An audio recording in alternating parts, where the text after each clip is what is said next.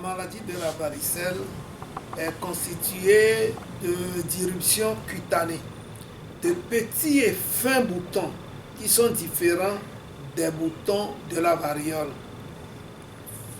Font irruption sur tout le corps et parfois même ça atteint les yeux. Et c'est souvent accompagné de fièvre. Donc voilà comment la varicelle se manifeste. D'accord.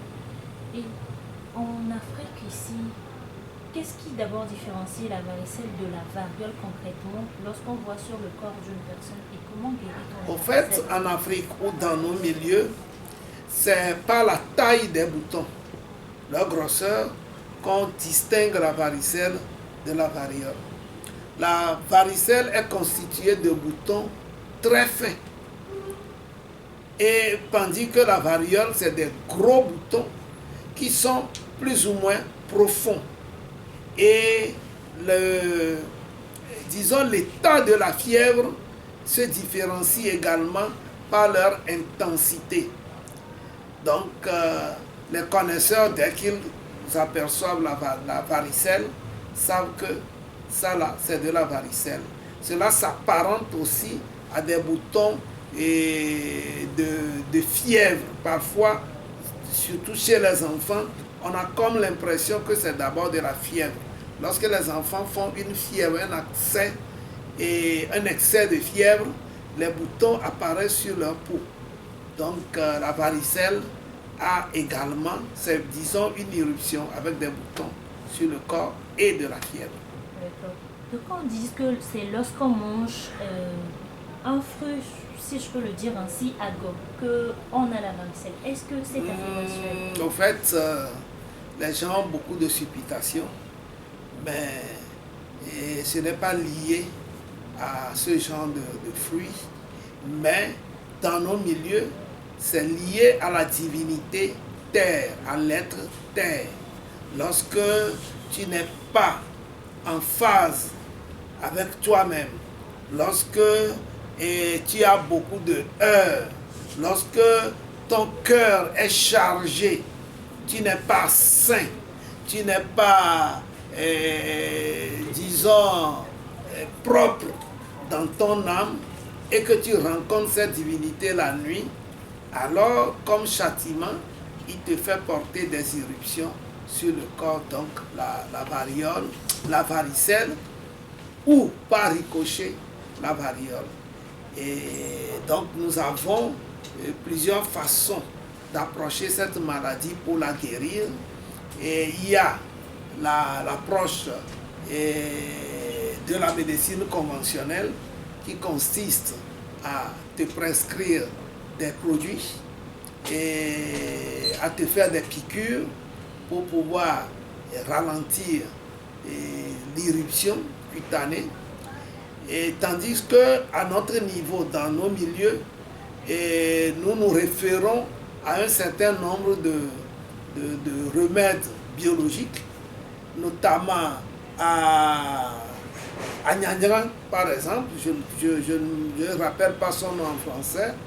Il y a Nyanyran, il y a l'aloès vera également, et Adiadi, qu'on prend pour pouvoir ralentir donc non seulement l'irruption cutanée, mais guérir de cette maladie. Donc on te fait des infusions pour te laver et pour boire.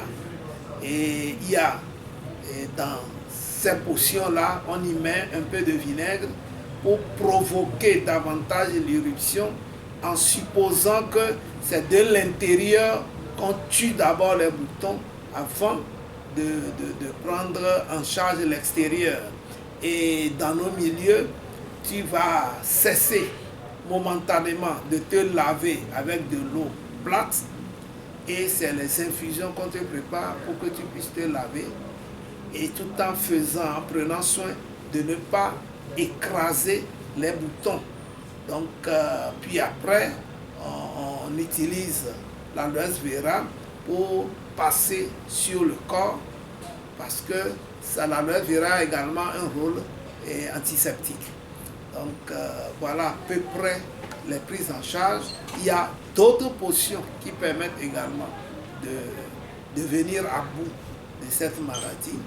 Et souvent, ce n'est pas toujours spirituel, mais lorsque la spiritualité s'y met, il faut faire des sacrifices et des offrandes expiatoires. D'accord. Vous avez dit que lorsque on n'a pas peut-être un cœur sain et qu'on rencontre cette divinité la nuit, on peut avoir la varicelle. Quand on prend le cas des enfants aujourd'hui, peut-être 4, 5 ans qui ont la varicelle, est-ce que c'est la même explication qu'on donne? Dans nos milieux, vous savez que nous faisons tout pour expliquer les choses dans la dimension spirituelle. Et c'est l'explication spirituelle qu'on donne. Mais dans le physique, c'est une maladie microbienne. Donc les enfants peuvent l'attraper et c'est extrêmement infectieuse. Ça passe d'un individu à un autre. Parce que de ton expiration, tu peux contaminer l'environnement et cela peut également attraper d'autres personnes. Ceci dit, il y a des approches scientifiques avec leur explication, donc c'est microbien, et des approches empiriques et avec les explications dont je vous ai fait part.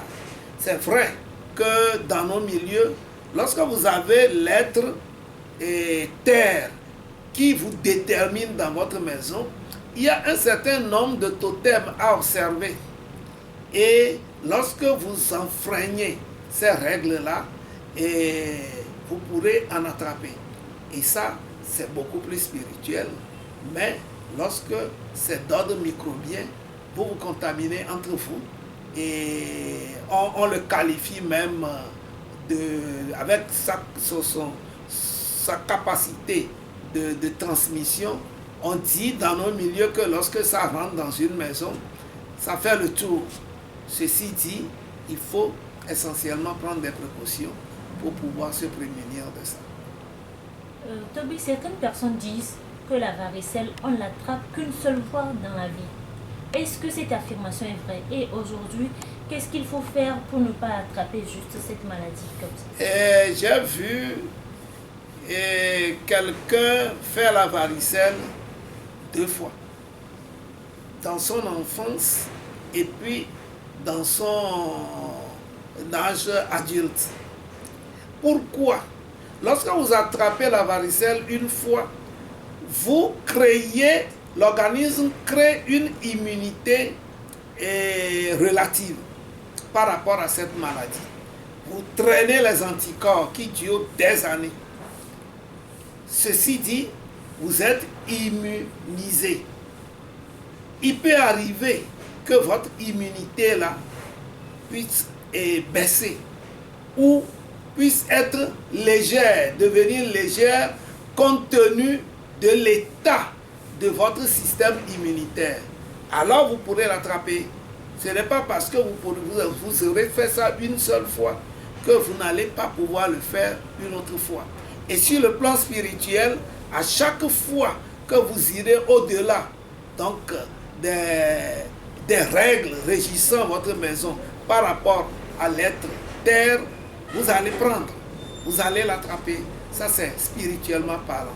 Physiquement parlant, vous développez une immunité relative, mais qui peut disparaître compte tenu de votre état, de l'état de votre système immunitaire.